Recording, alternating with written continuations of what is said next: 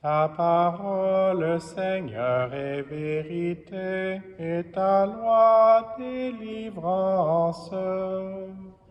Ta parole, Seigneur, est vérité, et ta loi délivrance.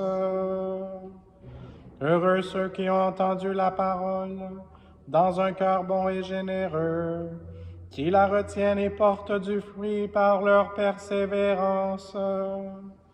Ta parole, Seigneur, est vérité, et ta loi délivrance. Le Seigneur soit avec vous. Évangile de Jésus-Christ selon saint Luc. En ce temps-là, Jésus disait aux pharisiens, « Il y avait un homme riche, vêtu de pourpre et de lin fin, qui faisait chaque jour des festins somptueux. Devant son portail gisait un pauvre nommé Lazare, qui était couvert d'ulcères. Il aurait bien voulu se rassasier de ce qui tombait de la table du riche, mais les chiens, eux, venaient lécher ses ulcères. Or, le pauvre mourut, et les anges l'emportèrent auprès d'Abraham.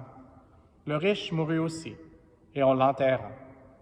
Au séjour des morts, il était en proie à la torture. Levant les yeux, il vit Abraham de loin et Lazare tout près de lui. Alors il cria, « Père Abraham, prends pitié de moi, et envoie Lazare tremper le bout de son doigt dans l'eau pour me rafraîchir la langue, car je souffre terriblement dans cette fournaise. » « Mon enfant, répondit Abraham, rappelle-toi, tu as reçu le bonheur pendant ta vie, et Lazare le malheur pendant la sienne. Maintenant, lui, il trouve ici la consolation, et toi la souffrance. Et en plus de tout cela, un grand abîme a été établi entre vous et nous, pour que ceux qui voudraient passer vers vous ne le puissent pas, et que de là-bas non plus, on ne traverse pas vers nous. Le riche répliqua, « Eh bien, Père, je te prie d'envoyer Lazare dans la maison de mon Père. En effet, j'ai 5 frères.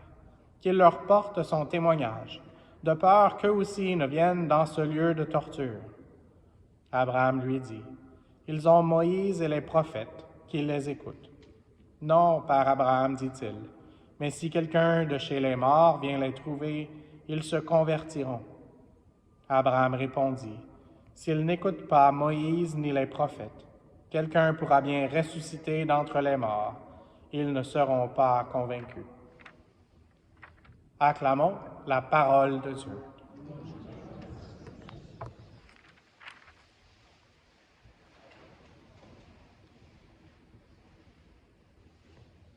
Donc, la parole qui m'a touché aujourd'hui, premièrement, c'était pas dans mes notes, mais il y a une répétition aujourd'hui avec le psaume et puis avec la première lecture. Et donc, c'est beau que le roi David et que le prophète Jérémie parlent de quelque chose qui a été aussi à la fondation de notre ville d'Ottawa, et puis quelque chose qui est une image aussi pour ce que l'Église est et ce que nous devons être aussi par le baptême. Nous avons la vie et la vie qui porte fruit. Et donc, dans le psaume et dans la lecture de Jérémie aujourd'hui, on a entendu celui qui met sa confiance dans le Seigneur. Il sera comme un arbre planté près des eaux qui pousse vers le courant ses racines.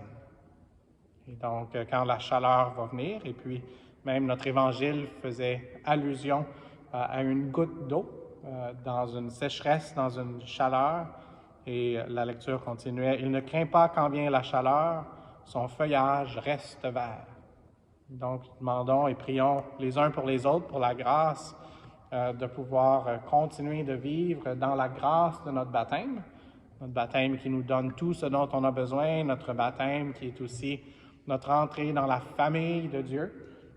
Donc, on peut appeler Père, un Père tout aimant, Abba, en intimité.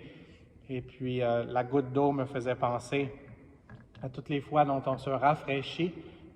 Et aujourd'hui, c'est le mot, rafraîchir, avec l'eau bénite, qu'on se trempe et qu'on se marque du signe de la victoire, du signe de la croix. Donc ça, c'était ce qui n'était pas dans mes notes, et j'ai pas de feuille aujourd'hui, mais c'était dans mes notes mentales.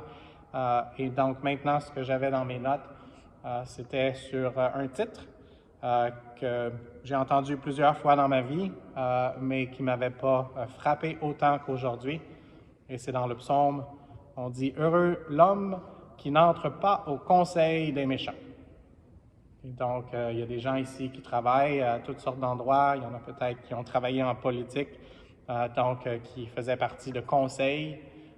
Conseil, c'est aussi quelque chose qu'on demande à nos parents ou à des gens qui ont plus d'expérience.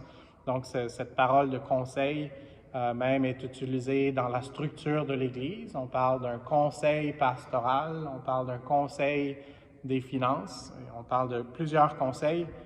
Mais aujourd'hui, l'Écriture nous dit le conseil des méchants. Et donc, c'est quelque chose qui peut sembler un peu épeurant. Et puis, probablement qu'on se dit, bien, je suis jamais avec le conseil des méchants. Mais si on s'arrête et on pense un peu à la façon dont nos pensées fonctionnent, parfois on est plus pessimiste que positif, qu'optimiste. Et donc, oui, il faut être réaliste et en même temps, il faut qu'on écoute plus le conseil de l'Esprit Saint. C'est un des dons de l'Esprit Saint. On parle de la force et du conseil. Et donc, on doit écouter plus le bon Dieu ou notre petit ange bon que notre ange mauvais qui nous amène dans la tentation. Puis je fais les épaules, je ne sais pas c'est laquelle. Je suis dyslexique, donc c'est pas d'un côté ou de l'autre. Mais le Seigneur est toujours de notre bord, comme on dit, de notre côté. Il veut toujours nous appuyer. Et l'ennemi veut nous accuser. Et donc, si on écoute cette parole du conseil des méchants, l'ennemi veut qu'on se penche sur nos problèmes ou même sur notre péché puis qu'on y demeure. Mais le Seigneur a voulu étendre ses bras sur la croix. Et présentement, il y a le rayon lumineux qui est sur notre crucifix. Et c'est par cette extension de ses bras, l'extension de son cœur dans son amour infini qui fait en sorte qu'on peut écouter son conseil, un conseil qui nous fait ne pas rester à terre, mais nous relever. Et puis, donc, demandons cette grâce aujourd'hui et prions les uns pour les autres de vraiment ne pas écouter le conseil des méchants, comme je l'ai déjà fait dans une de mes homélies en imitant ma petite sœur quand elle était très petite, qu'elle mettait sa main pour ne pas écouter, que nous, on fasse ça en même temps et que la croix nous sépare des accusations de l'ennemi, mais qu'on écoute vraiment le conseil des bons. Et puis, la vie, c'est pas un film, mais c'est les bons, c'est le bon, c'est nous-mêmes qui sommes créés bons et qui recevons l'image et la ressemblance du Seigneur par les sacrements qui allons gagner. Pas à cause de nous, mais le film a une bonne fin. Puis c'est plus qu'un film, c'est beaucoup plus sérieux que ça, mais c'est le Seigneur qui l'a arrangé. Et puis, c'est le Seigneur qui veut nous donner les conseils dans la vie pour qu'on puisse vraiment continuer d'approfondir, ne pas nous décourager, mais être ceux qui portent fruit avec les racines vraiment dans le conseil des bons, le conseil des justes, le conseil du Seigneur, et que ce soit pas seulement une bonne nouvelle pour nous personnellement, mais qu'à la fin de la messe, quand on dit « allez en paix », qu'on puisse amener cette paix que seul Dieu peut donner, cette paix dont le monde a tant besoin. Amen.